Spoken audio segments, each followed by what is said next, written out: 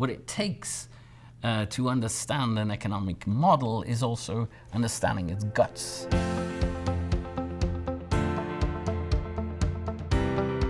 Economics taps into some parts of your knowledge, right, that you don't quite expect. You've got to learn to talk about it, and not just look, the curve shift left. The question is why?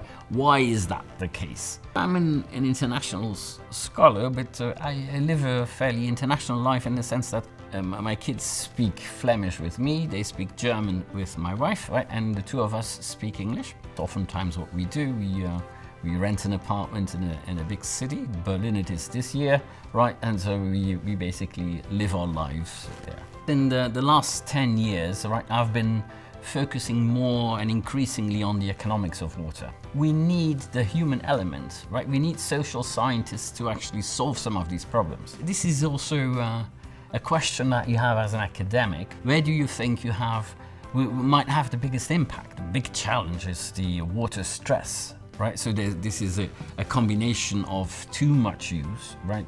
Or we actually pollute it, right? So our actions have externalities. All the more important to have students who will go through the ranks of corporations to be aware that what they do affects water, affects the environment. I have wrote a book with my brother, and that has everything to do with economics, but it's about migration.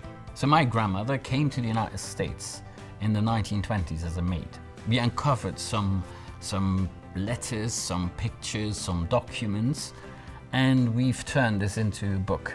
So on my Saturday afternoon was basically spent in the drawing academy. I went with my daughter to the McGuffey Center, and we both took part in a drawing class, which is quite a talented drawer, right? So when we talk to people who come from someplace else, they have a different take on issues. If there's a challenge, you bring people around the table with a different background, right? So the choice set of options will be broader, right? And even if you don't necessarily apply this one, right, you may look at your other options in a different way.